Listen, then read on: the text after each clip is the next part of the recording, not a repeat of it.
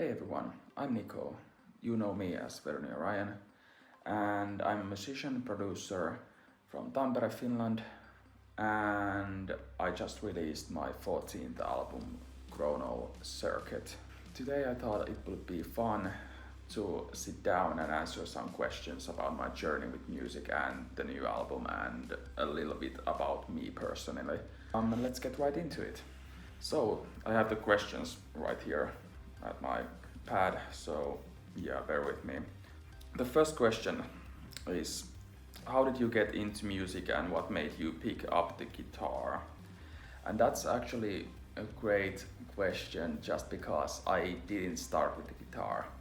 I was at my schools, this was in middle school, I was maybe around 12 or something like that, and we had this music class.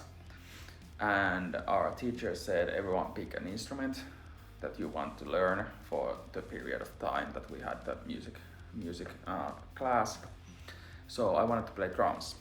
And the first day ended, and my teacher was like, maybe you should go with something else.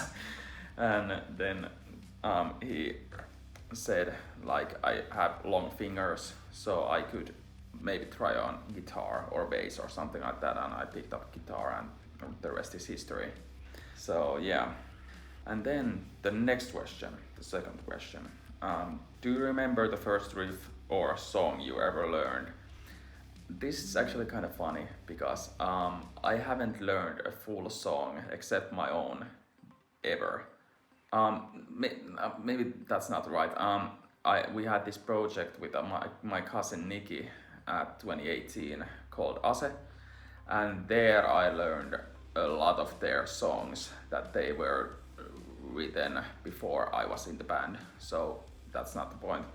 But the first riff I actually learned was Smack's Run Rabbit Run. That was the first riff, that run rabbit run, but what you running for, that like chorus kind of riff.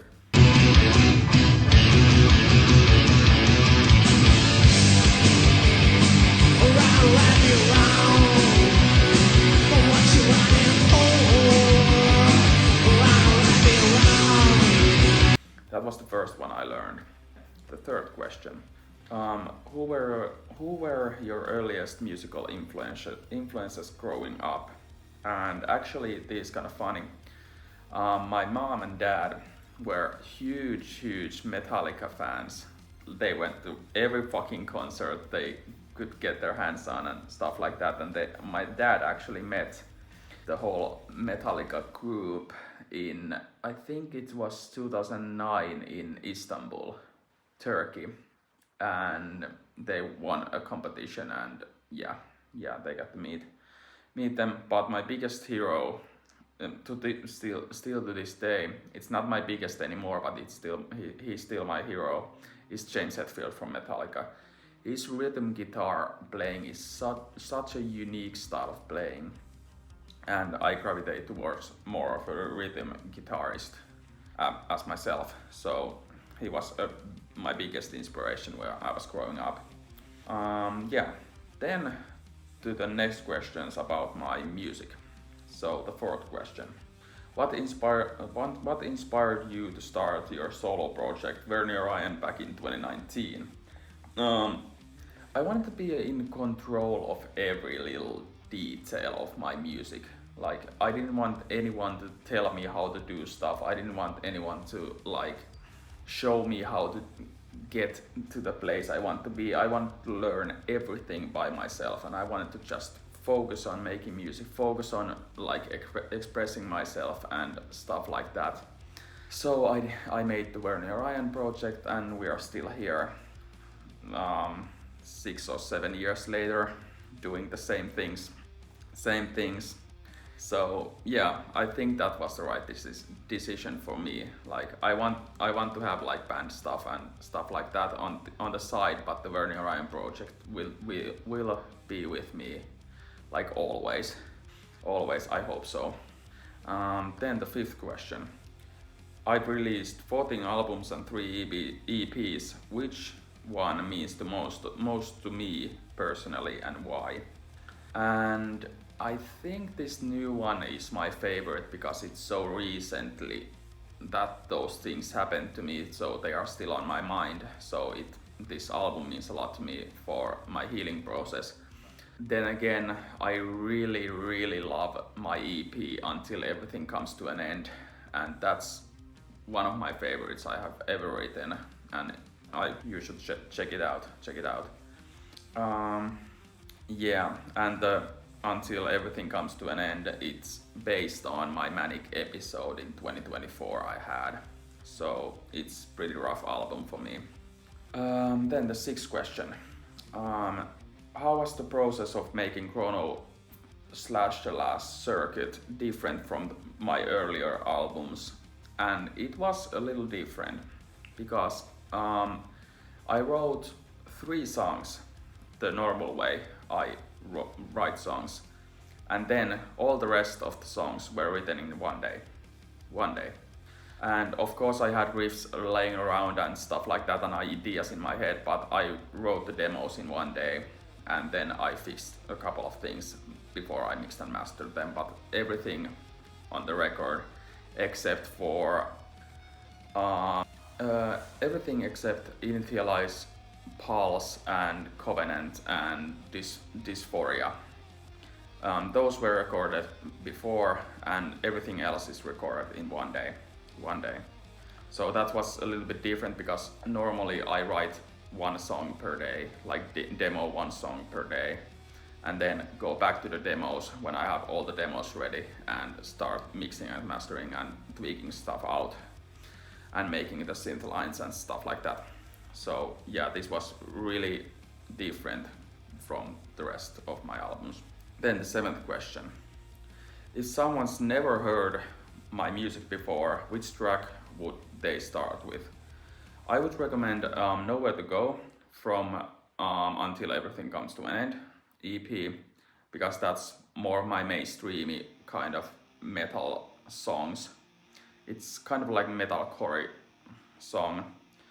Or then Dysphoria from the new album Chrono / Last Circuit, because those are my most like normal kind of songs, and they are my most they are more better mixed and mastered than my older stuff.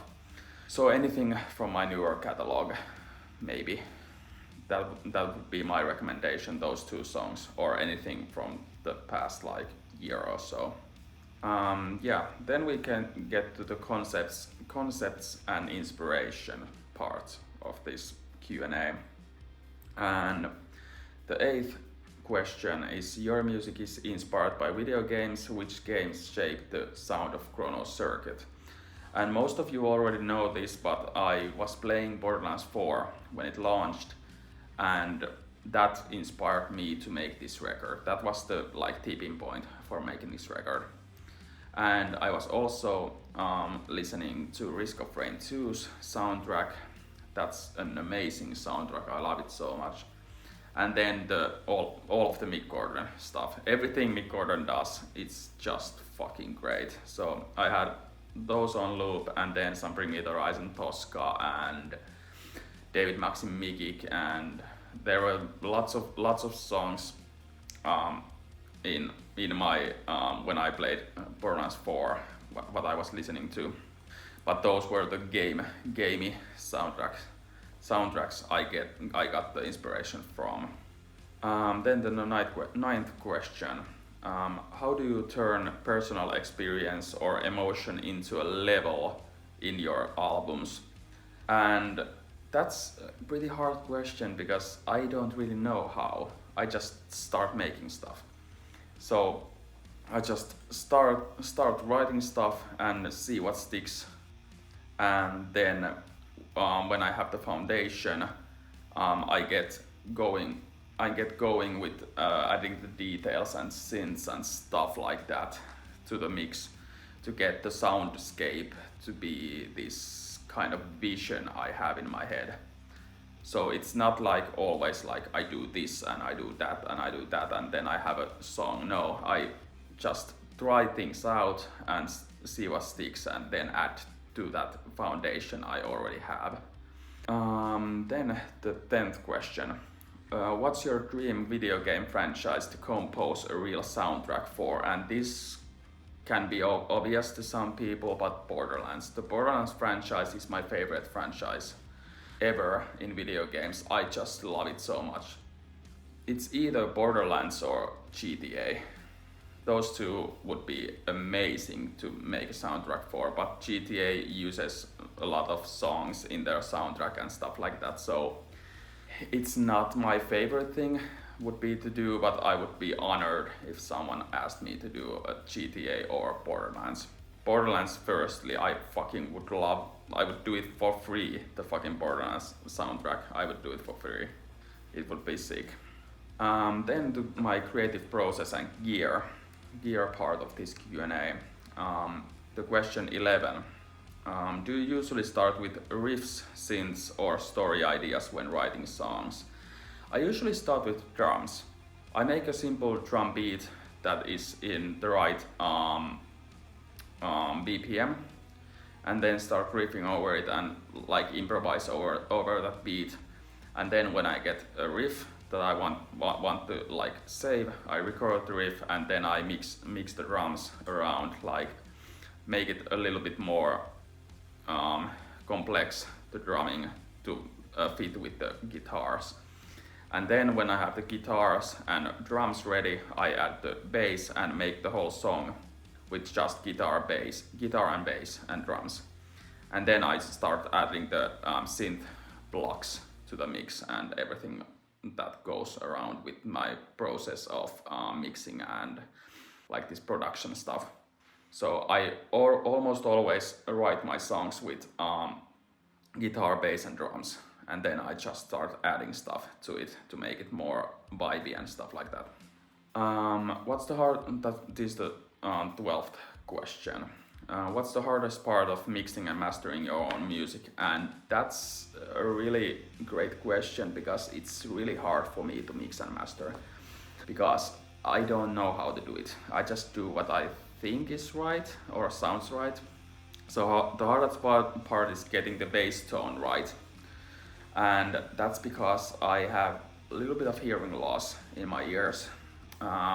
Because I went to the concerts when I was younger without hearing protection, and I hear something below the 60 hertz stuff, but I don't hear it. It gets super muddy in my ears, so I have to trust the programs and the VSTs and the plugins to show me like where the bass is going, because I can't hear it, so I need to trust the plugin to show me the right frequencies and stuff like that.